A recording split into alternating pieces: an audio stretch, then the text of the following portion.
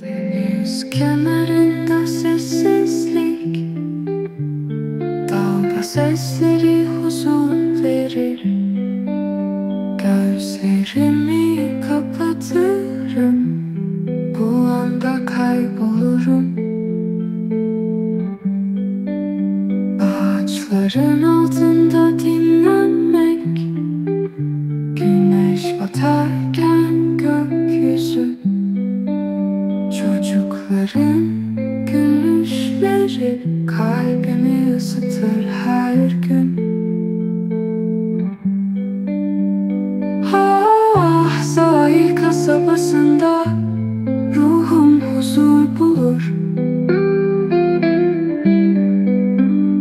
Ah, burada kalmak isterim, dinlenmek her gün. Kumsalda yürüyüşler, ayaklarımda sıcak kum. Balıkçı tekneleriyle düşlerim deniz olur. Yavaşça esen rüzgar saçlarımı okşar. Sahil kasabasında dinlenmek ne güzel şey. İstanbul'daki evimi satarak Almanya'da doğaya müdahale edilmiyor. Tabii. Bak tek başına kalmış bu burada beni bekliyor. Her şey herkes nasibini yiyor işte ya. Bulaşık yıkamaktan, çamaşır yıkamak. Keyif alsan da almasan da mecbursun yani. Mecbursun da elektrik parası aşırı vermiyorum. Zaten burada Murat biliyorsun 3-4 ay yani. Yayınları nerede yapıyorsun abi? Yayınları balkonda yapıyorum. Bak. Evet, Hüseyin Özkök hattımızda şu anda. Son gelişmeleri ondan alacağız. O da yaşadığı yerden bize sesleniyor.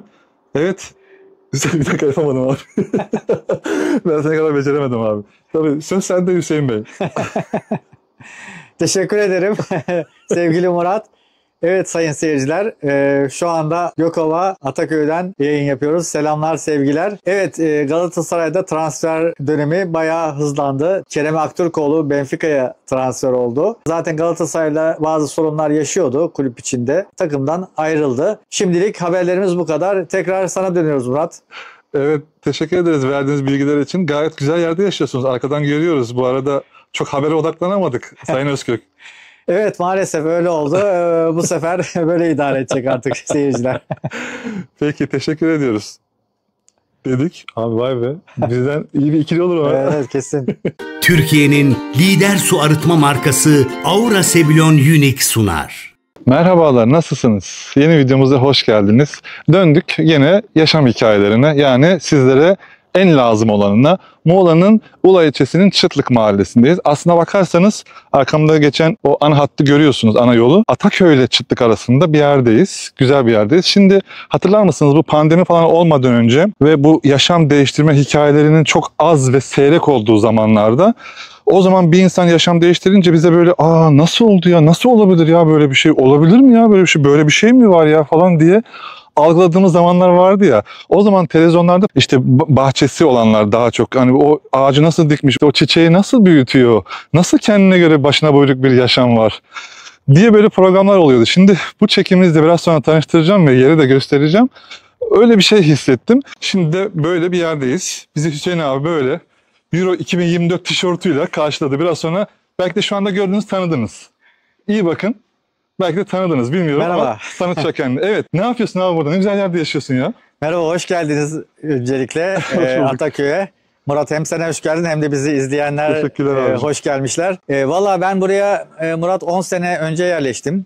Ani bir kararlı oldu. Burada yaşayan bir arkadaşım var. Onu ziyarete gelmiştim 2015 yılında. Çok hoşuma gitti. Tam da böyle emekliliğe yakın bir dönemdi. Burada yaşamayı denemeye karar verdim. 2016 yılında da İstanbul'daki evimi satarak burada şu anda oturduğum evi aldım ve buraya Ataköy'e yerleştim. Çekimden önce bazı yerleri gezerken bazı bakımsız ağaçlar da gördüm abi. Evet. Şimdi bizim izleyicilerimiz çok iyi gurme oldular artık abi. Anlıyorlar. Seni hafif bir linçlettireceğim abi, ama tabii sen bekar birisisin. Yüzü de gülen birisisin. Ya Murat. Bir bekar nasıl yaşar? Damarıma basma. Estağfurullah abi. Nasıl yaşar, ne yapar? Yayınları nereden yapıyorsun? Yanlış söyledin. Yarama basma diyecektim. Tamam. Yarama, damar değil, yara. Yayınları nereden yapıyorsun falan, onu da göstereceğiz. Böyle tatlı, mavi panjurlu böyle güzel bir evin var abi. Renkli renkli.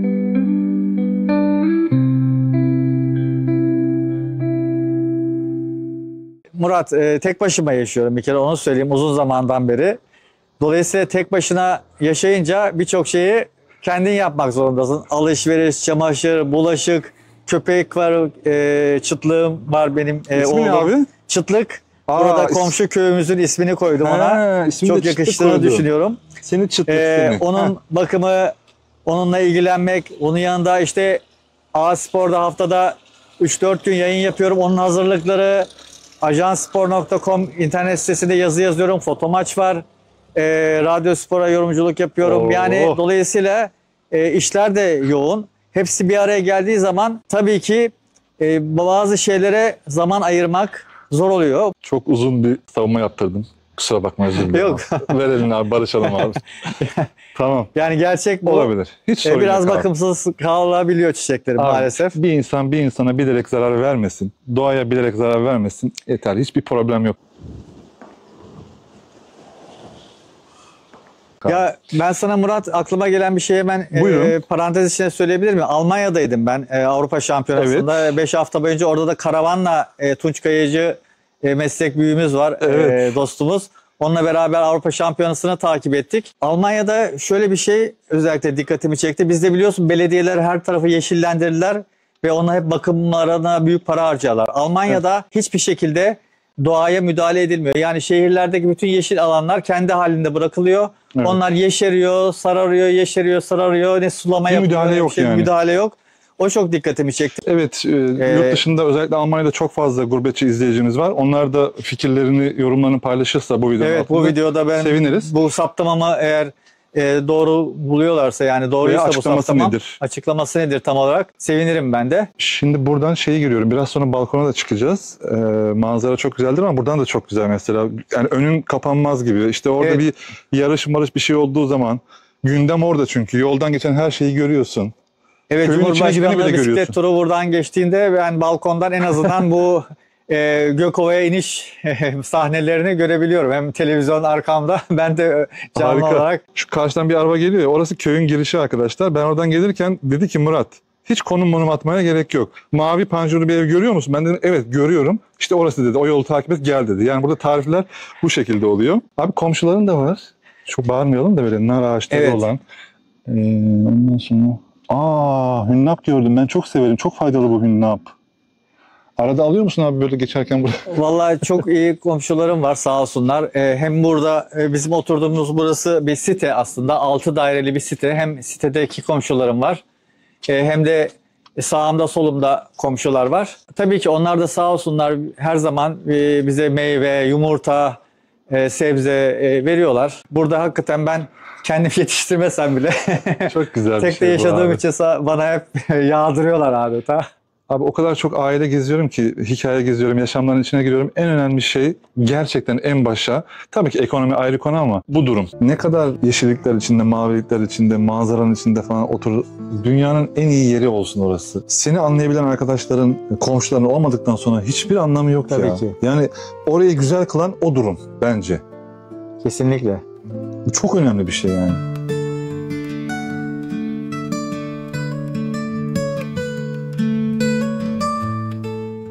Burası normalde çukura göre, yani Köyceğiz, Dalaman, Ortaca, oraya çukur derler. Oraya göre biraz daha soğuktur. Muğla'ya yaklaşıktır ya Tabii ki. biraz. Mesela Begonvil görüyorum. Evet. Begonvil genelde olmayabilir. Evet, burası iklim olarak da kışları 0 dereceye indiği olmadı değil, oldu. Ama begonviller yaşıyor gördüğün gibi, çok güzel canlı. duruyor abi ya. Öyle güzel bir iklimi var ki bu Gökova'nın. Hem Akdeniz iklimi var hem de Ege. Tabii ki tarım açısından da bu bağlamda çok elverişli. İki toprağında şeylerini burada yetiştirmek mümkün. Bu arada tarım deyince şu boşluğa baktığımızda arkadaşlar benim işim bu. Hemen birisi böyle bir şey ürettiği zaman onunla ilgili, hele şu dönemde artık şu zor dönemde bir çaba sarf ettiği zaman o çok hoşuma gidiyor.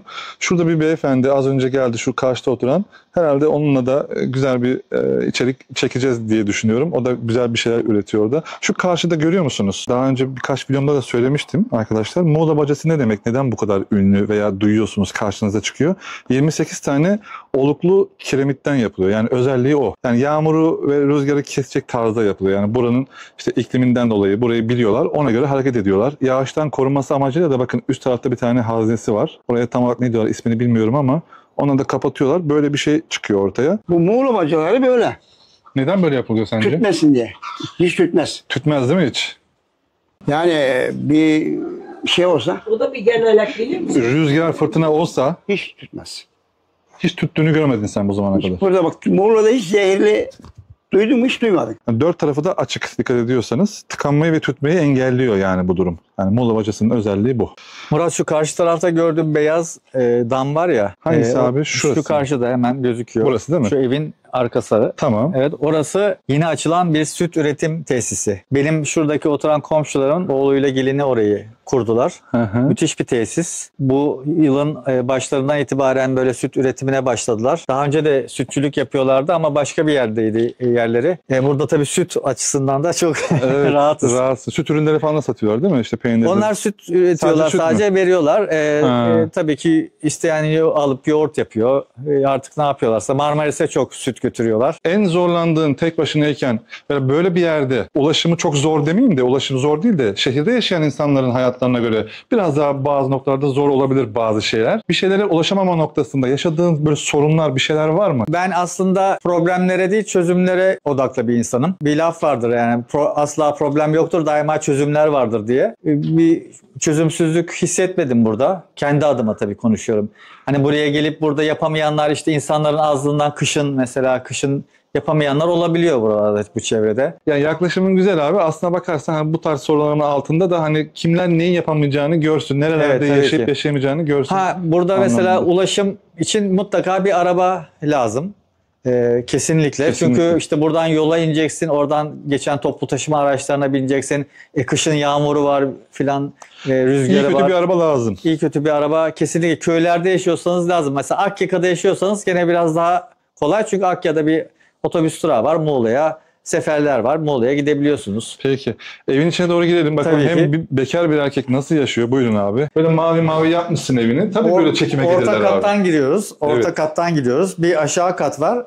Bu orta kat benim işte aslında günlük yaşamımı geçirdiğim yer. Abi bunlar ne? Akreditasyon Onlar mu? akreditasyon kartları, bir şey. Katıldığım organizasyonlardan Bak şimdi, neler biriktirdiğim ya. akreditasyon kartı koleksiyonum. Yani spor programları izliyorsunuz arkadaşlar. Onlardan bir tanesi, yorumculardan bir tanesi Hüseyin abi.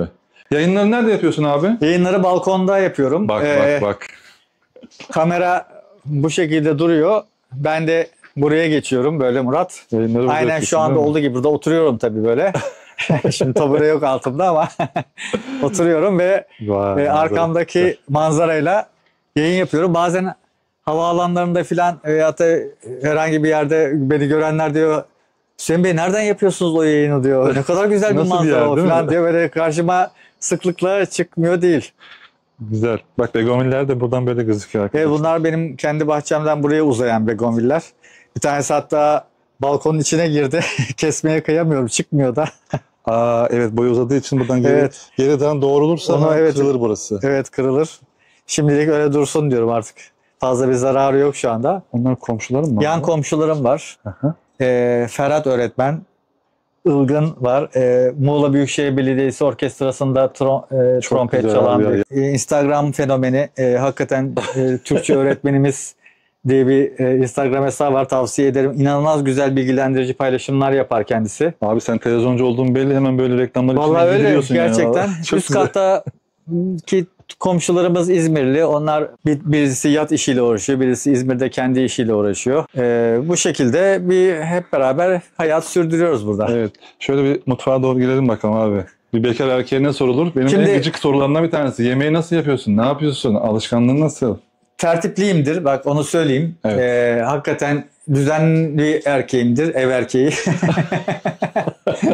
Yani dağınıklığı hiç sevmem. Gerçekten. Belki de bu hani Almanya'da yaşamış olmanın, böyle disiplinli yaşamış olmanın Evet. bir dönem Olabilir. verdiği şey olabilir. Bu arada abi sizin gibi böyle televizyon ekranlarında gözüken insanların sadece böyle tek düze bir kalıpta yayın yaptığınız için farklı yönlerini, ev hayatını da görmeleri izleyen açısından güzel oluyor. Tabii ki, Ben de tabii bunları ki. ekrana getirmekten çok böyle mutluyum Tabii yani. ki. Peki abi bu hayatın sana getirdiği en önemli şey, yani böyle serbest, böyle relax, senin istediğin gibi yaşamanın sana getirdiği en önemli özellik mi diyeyim, kazanç mı diyeyim, ne oldu? Kalabalığı, aşırı kalabalığı sevmiyorum. Trafikten nefret ediyorum. Burada bizim trafik sorunumuz da yok. Gerçi şu sıralar Muğla'da özellikle yaz aylarında böyle biraz trafik oluşuyor. Tatilde Girişlerde geldikleri falan, için. tatilciler nedeniyle, ama burada trafik sorunumuz yok. Hakikaten huzurlu, temiz hava bir kere. Yılın büyük bir bölümü dışarıdasın. Şu gördüğün balkonda yemeğini yiyorsun, kahvaltını ediyorsun. Doğada yaşayan insanın en önemli özelliği nedir? Ona baktığında bu adam kesinlikle doğada yaşıyor dersin. Yani Evet. sakinliği midir veya işte cümleleri seçerek kullanması mıdır? İnsanlara olan saygısı mıdır? Bir kere doğanın içinde olmak, o şehrin hengamesi içinde olmamak çok büyük bir kazanç. Ne yaptığının çok fazla önemi yok bence. Tarım yapabilirsin, başka şeyler, hayvancılık yapabilirsin, hiçbir şey yapmayabilirsin ama doğanın içinde olmak, yeşilin içinde olmak, o yeşili sürekli görmek insana hakikaten çok daha başka duygular veriyor. Şehir yaşamında sürekli bina görüyorsun, sürekli araba görüyorsun. Burada ev görüyorsun ama daha çok ağaç görüyorsun, denizi görüyorsun. Gerçek yaşamımız bizim bu. Tabii ki son 40-50 yıl başka bir alemlere gittik. Tabii kimisinin parası vardır, kimisinin yoktur. Evet. Herkes ona göre yön çizer. Biz hepsini ortaya çıkarmaya çalışıyoruz. Burası senin çalışma alanın, gayet her şey böyle bir uzay üssü gibi işte. Evet. Güzel. Evet, şimdi aşağı kata inelim istersen. Buyurun tabii ki. Çıtlık nerede abi? Çıtlık dolaşıyor. Çıtlık gel. Çıkar belki dışarı. Buradadır o. Aşağı iniyoruz. inmiş o bizden önce. Ha, videonun akışını biliyor. Evet. Abi onları bu arada mamaları nereden alıyorsun? Mamaları internetten alıyorum. Alıştılar mamalarına. Tabii. Alışık mamasına. Bu tarafta duş tuvaletim var. Sevmiyorlar çünkü bazen de o yüzden. Evet. Abi her yer mavi. Peki sen geldiğinde mavi miydi abi burası? Maviydi, evet. Bu şekilde dizayn edilmiş bu ev. Benim yatak odam var. Gelmiş buraya. Tam burayla ilgili soru soracaktım. Evet. Neden burayı tercih ettin falan diye aslında fiziksel olarak cevabını verdi. Bu arada abi seni benimle Aykut İnce tanıştırdı. Aykut abi de selamlar Evet. olsun. Onun da ismini almadan yapmayalım. Evet, Aykut'ta selamlar olsun Evet buradan. abi. Aykut İnce bizim A-Spor'da çalışan arkadaşımızdı. Transfer dönemlerinin fenomen ismiydi Evet. A-Spor'da. Fakat ayrıldı. Şimdi kendi başına sürdürüyor. Şöyle kaldırdığım zaman böyle güzel bir manzara da çıkıyor ortaya. İyi uyanıyor musun burada abi? Rahat uyanıyor musun? Yani Ha. daha bir kere bile uykusuzluk çekmedim, biliyor musun? Kaç sene oldu yani, düşün buraya taşınalı. Hiç uykusuzluk çekmedim. Nefis uyunuyor burada. Gelen arkadaşlarım da misafirliğe burada çok güzel uyuduklarını söylüyorlar. Ülkemizde her bölgenin ayrı özellikleri var. Ayrı endemik yapısı var. Dolayısıyla ona göre şekilleniyorsun. Mesela Erzurum'da Evet. ben arkadaşım anlatıyordu. Ya Murat, ben eskiden çıktığımda evin boyu kadar kar oluyordu falan diyor ya. O zaman ona göre yapıyorsun. Soğuk bölgede işte şunlar tercih edilir. Sıcakta böyle yapılır falan gibi bir durum var ya. Hangi manada tasarımlaştırdın? Şimdi bu ev 3 katlı olduğu için en üst kat bir kere manzarası güzel olmasına rağmen en alt kata göre daha sıcak oluyor. Kışında daha soğuk oluyor. Diğer yandan arkadaşlarım bana ya niye en yukarıyı yatak odası yapmadın diye hep sorarlar. Ben de derim ki yani uyurken manzarayı ne yapayım? En alt kat serin olduğu için, ki çıtlık yazın hep alt kattadır. Gündüzleri de hep alt kata iner, burada yatar. Hem de manzara açısından benim gecelere bir ihtiyacım yok. Yatıp uyuyorum. Evet, hani derler ya abi, atın su içtiği yerden su iç diye. Evet. Köpek nerede duruyorsa orada yatıyorsun abi işte. Burada hani çıkıp havuza gitmek de daha kolay oluyor. Evet. Sabah kalktıktan sonra. O bağlamda ben en alt katı yatak odası olarak tercih ettim. Kışında ısınma problemim yok. Isı pompam var. Isı pompasıyla ısınıyorum. Evde kalorifer tesisatı var. Hani şurada bir petek var, gösterebilirsin. Hı hı. Normal kalorifer peteği. Elektriğin çok geliyor mu abi? Gelmiyor. Isı pompaları, yeni teknoloji ısı pompaları gerçekten elektriği çok aşırı harcamıyorlar. Gayet iyi yani. Elektrik parası aşırı vermiyorum. Zaten burada Murat biliyorsun 3-4 ay yani. Evet. Isıtman gerekiyor evleri. Çok fazla değil yani. O kadar bile değil Maksimum yani. 3-3,5 ay. Buradan yine bahçeye çıkılıyor. İşte şimdi bakımsız çiçeklerimle ne yazık ki senin dinç zamanın geldi abi. karşılaşacaksınız. Hani Evet. Tabii biraz sıcaktan da şey. evet, değil mi? sıcaktan bunları suladığın zaman tekrar canlanıyor. Öyle bir çiçek. Ama şunlara epeydir bakamadım, budayamadım.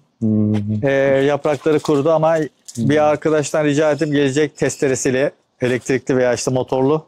Bu ağaçları bir budaması yapılacak abi. Bunun güzel şeyi yok. budayacağız. Havuza da yapraklar dökülüyor mu abi? Ya Havuz... dökülebilir. Ben şey var. Sepet var. Ondan temizliyoruz. Problem Evet. olmuyor. Yine havuza çıkış var. Bu şekilde bir kapı var. Evet, videoya başladığımız yer. Evet. Havuza giriyor musun abi? Tabii ki. Mesela sabah kalkınca kendimi hemen suya atıyorum ayılmak için. Çıtlığı nereden aldığımı da söyleyeyim. Göcek'te Doğa ve Hayvan Dostları Derneği var. Onların özel bir barınağı var Göcek'te. Daha 2-3 aylıkken almıştım. Evlat edindim çıtlığı. Onu da söyleyeyim. O da senin yol Benim arkadaşın. can yoldaşım, yol arkadaşım. Bir de 3. katına mı çıkalım abi? Evet. Hem Öyle insanlar yapalım. için de böyle hafif böyle bir Tabii ki. pazar kahvaltısı tadında bir gezi gibi bir şey oluyor. Bir de seni tanımış oluyorlar. Belki bundan sonra futbola, yorumlara daha fazla ilgi gösteren olabilir abi. Bilmiyorum yani. Olabilir tabii yani. Abartıyor muyuz? Mutlaka senin takipçilerin arasında futbol sever Var. vardır. Benden ki, dolayı olmaz da mı? var. Ben de futbol geçmişim oldu ya. Ha, evet yani illa vardır. 13 tane takımda oynadım abi. Oo, sen bayağı Şey gibi. takım değiştirmişsin. Ümit, bir dakika. Kim var? Çok dolaşan öyle kim var? Yılmaz Vural diyeceğim ama o antrenör. Ha o evet, çok dolaşan bir antrenör mesela. Bülent, bir Sivas'ta Mehmet Yılmaz diyeyim mesela. Sivas'ta vardı ya abi. Kulakları yanan soğuktan. Burası benim aslında hem maç seyretme odam, Evet. büyük bir televizyonum var, hem de misafir ağırlama odam. Duş tuvalette olduğu için misafir ağırlamak o bağlamda çok rahat oluyor. Tabii misafir olanlar beni iyi anlayacaklar. Hani misafir olarak gittikleri yerde rahat etmek isterler. Evin sahibini rahatsız etmek istemezler. Burada kaldıkları zaman Evet, burada seninle işleri yok yani. biz ortak katta buluşuyoruz.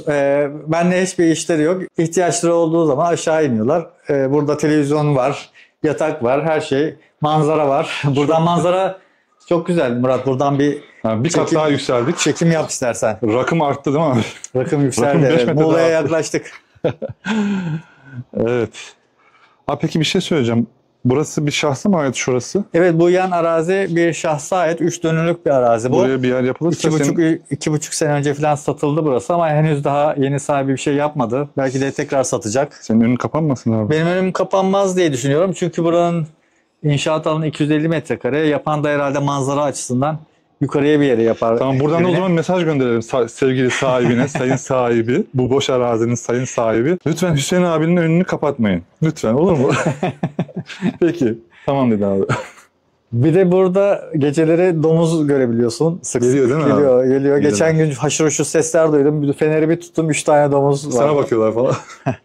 Çok bolca var arkadaşlar bu bölgemizde. Evet. Özellikle o tarım olan bölgelerde onlar da tabii ki karınlarını doyurmaya geliyorlar ama duyuyorsunuz sosyal medyadan, haberlerden falan, Marmaris, Bodrum bölgesinde artık şehrin içine kadar indiler. Çünkü onlar yaşayacakları yerleri mahvettik. Buradan şu tarafa da sola da bakabilirsin. Şu süt üretim tesisi biraz daha iyi gözüküyor bu yukarıdan. Evet. Yumurtanı falan alıyor musun? Tabii. Şu karşıdaki evdeki Emine teyzeden yumurtalarımı alıyorum. Onun yetiştirdiği sebzelerden alıyorum. Tabii ki. Bu durumu oluşturdun yani. Tabii. O kadar hiçbir sıkıntım yok. Çok güzel abi. Zaten o durumu oluşturman lazım. Hani doğal yaşayacağım falan deyince. Evet. Yani o nokta o iyi şeyleri kaliteli yapan insanlara ulaşman lazım, alman lazım. Şu yol görüyor musunuz arkadaşlar? Rampayı gösteriyorsun galiba. Evet, rampayı gösteriyorum abi. Şu yolu görüyorsunuz değil mi? O yol Antalya yolu. Yani şu taraf İzmir yolu, bu taraf Antalya yolu. Yani Muğla tarafı sizin şu anda sağ tarafınız, sol tarafınızda Ortaca, Dalaman, Köyceğiz, Fethiye'ye doğru giden yol. Arkadaşlar bu videoda hemen kameranın arkasındayım ben. Bazı videolara tek gidiyorum, bazı videolarda 2 tane arkadaşım oluyor, ekibimiz oluyor. Var arkadaşlarımız ama bu program böyle oldu. Ben kameranın arkasındayım.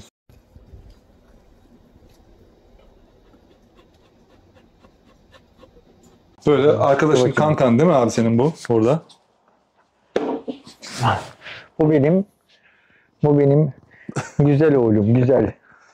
Böyle çok usludur. Murat abisi hiç yormaz insanı. Dinler, söz dinler. Eğitimlidir tabii. Eğitim şart. Değil mi oğlum? Sağlığı falan abi hayvanların Maşallah. bozulduğu zaman toparlaması çok zor oluyor. Evet. Sağlığı yerinde ama maalesef bir tane köpeğimizi kaybettik. Bunun kız kardeşi vardı, kangalımız. Babasıyla beraber kaldı. Çok seviyorlardı birbirlerini ama. Ayaklara bakıyor. Hep oynuyorlardı. Çok sever böyle oturmayı. Valla Murat, günlük rutinimi sordun. Şöyle, sabahleyin ilk iş olarak Çıtlık nerede yine içeriye girdi. İçeri girdi abi. Çıtlık'la aslında beraber çıkıyoruz. Çünkü onu dolaştırmam gerekiyor. Geceliğin tabii ki ihtiyaçlarını gidermesi açısından ilk işim onu bir kere çıkarmak oluyor her şeyden önce. Günlük rutinim kahvaltıyla başlıyor. Bu arada ben aralıklı diyet yapıyorum. Akşamüstü saat 6'da son lokmamı yiyorum. Ve ondan sonra ertesi sabah 10'a kadar hiçbir şey ağzıma koymuyorum. Sadece sıvı. Bu prensibe ne kadar zamandır uyuyorsun abi? Bir yıldan fazladır yapıyorum bunu. Faydasını ne gördün? Valla kendimi çok iyi hissediyorum. Açlık hissetmiyorum bir kere. Alıştım ona. Hem de biraz fazla göbeğim vardı. O biraz indi. İyi oldu. Normal ekmeği falan kestin mi? Ekmeği kesemedim maalesef ama daha az yiyorum. Sadece sabahları 2 dilim yiyorum. O kadar. Yemeklerde ekmek kullanmıyorum. O yediğin saatte, ilk kahvaltı yaptığın saatte hemen hemen o zaman 11'e falan yakın oluyor. Evet, doğru mu? 10-10.30 oluyor. Ondan sonra gün içinde abur cubur da yemiyorum. 6'ya kadar yine bir şey yemiyorum. Yani günde net olarak 2 kere yemek yiyorum. Pazara gitmek lazım, çarşıya gitmek lazım.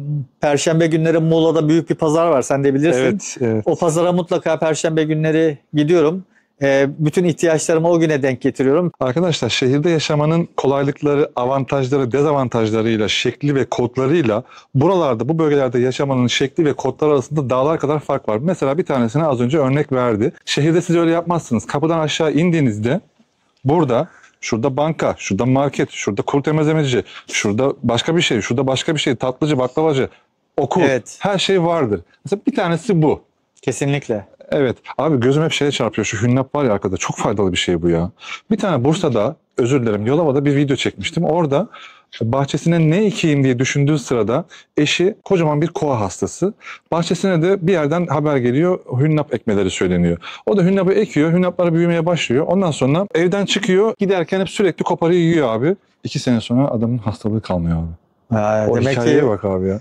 Çok önemli. yani böyle hikayeler gerçekten çok insana iyi gelen meyveler, sebzeler hep var. Doğayı o yüzden yok etmemek lazım. Aynen öyle. Ben de dijital olarak bu bilinçteki insanları ekranlara Evet. taşıyorum. Çok iyi yapıyorsun. Ben de seni tebrik ediyorum bu alanda. Ortak atı seçmemin nedeni mutfak ve çalışma olarak her işi daha hızlı ve pratik yapma açısından bana avantaj sağlıyor. Hemen kapıdan giriyorum. Masamın başına oturuyorum. Burada bir şeye ihtiyacım olduğu zaman mutfakta anında hemen inçik olmadan ihtiyaçlarımı giderebiliyorum. Süper abi. Halı da yok. Mesela hemen ev hanımları bizi çok izler abi. Onların dikkatini çekecektir.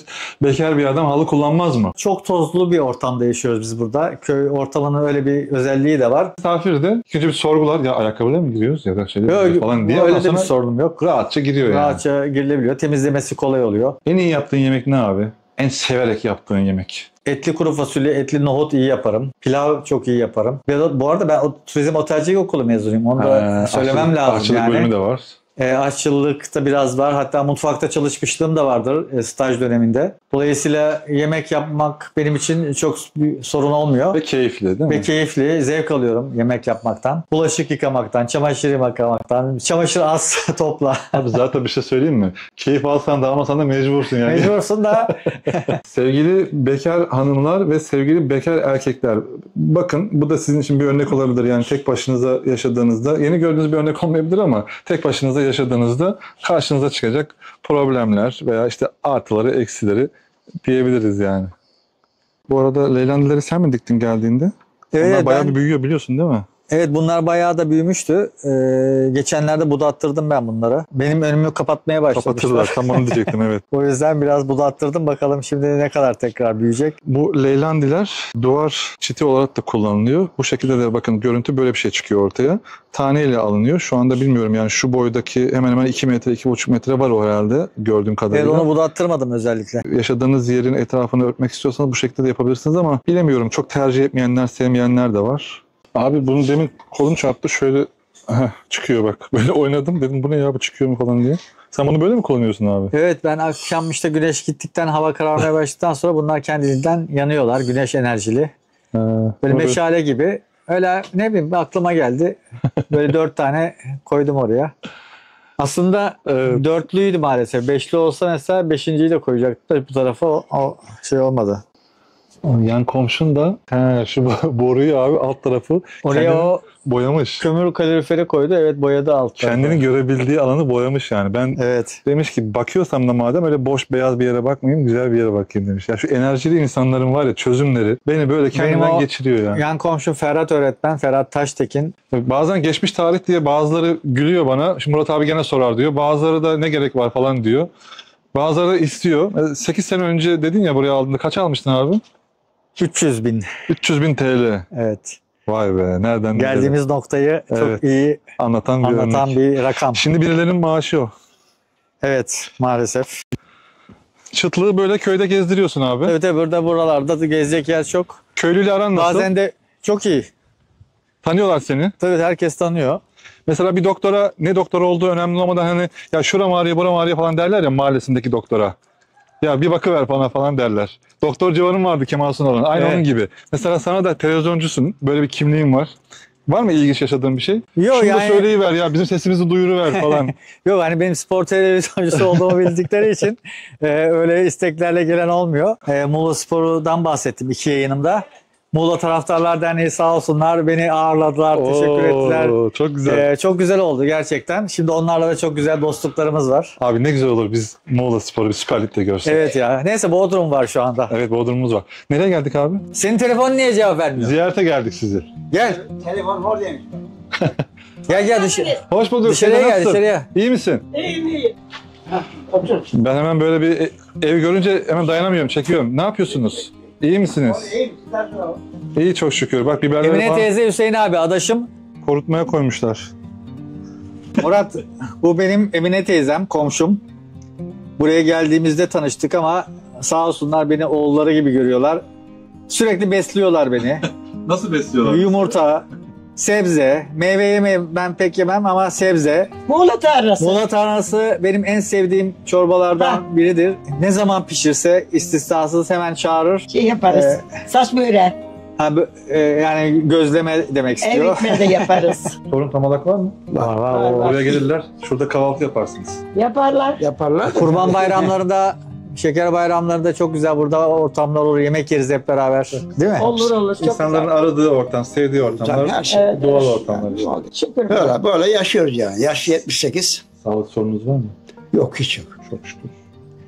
Yani bir dişlerimden var sorun. Onu yaptıracağız. O kadar olur ya. Ha. Bunun cinsi ne böyle ya? Bu kalmış böyle tek başına. Çok severim ben bunu. Kopartıyorum ben bunu buradan. Bu benim nasibimmiş. Tamam abi. Tamam mı? Tabii. Bak tek başına kalmış bu burada beni bekliyor. Her şey, herkes nasibini yiyor işte ya. Bak. Ben hiç geldik almadık bak görüyor musun? Durup duruyordu. Dursun bakalım dedi. Kime nasip olacak? Öbür günlerde şeydi. Senin arkadaş vardı hani. Soner miydi? Soner. Birer tane. Başka yok abi.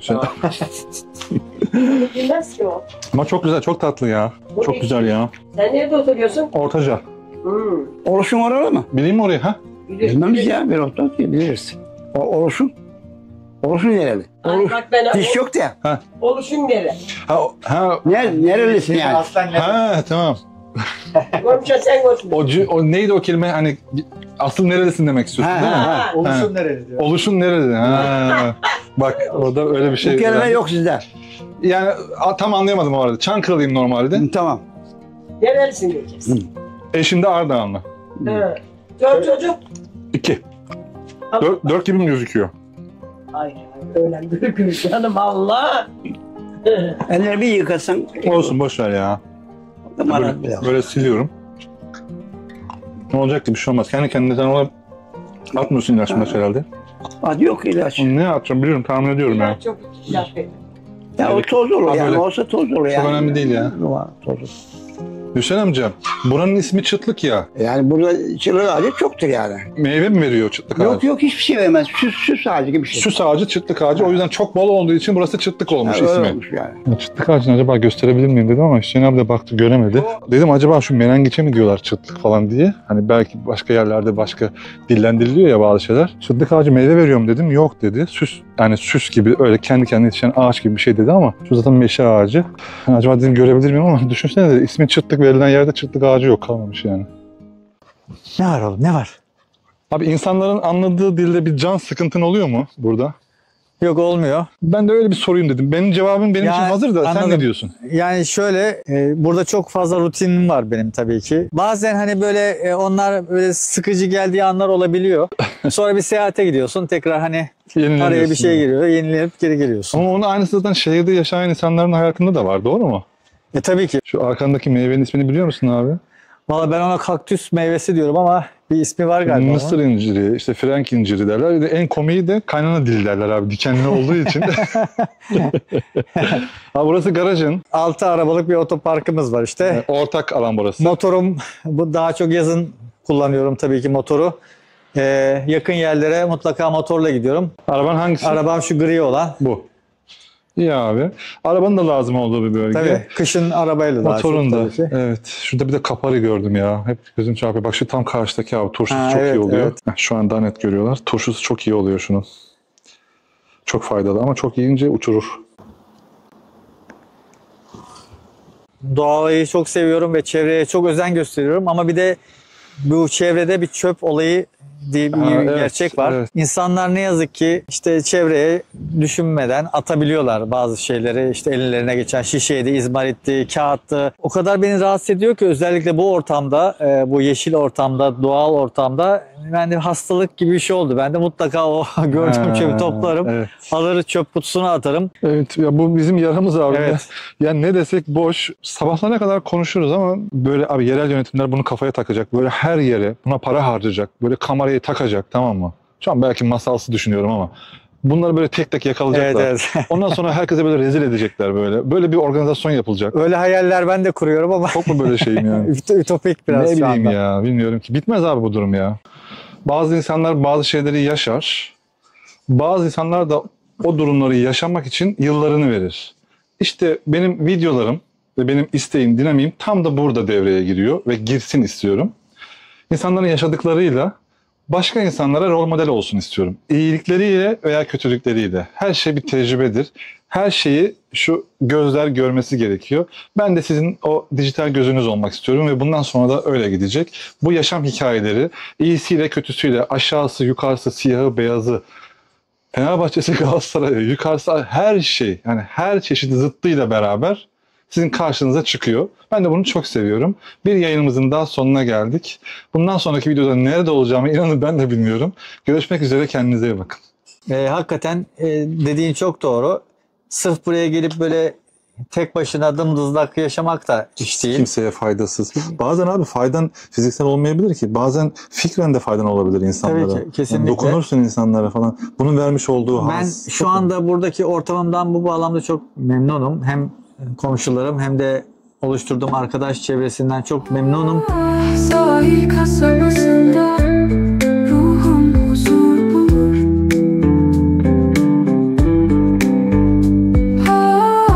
Burada kalmak isterim, dinlenmek her gün.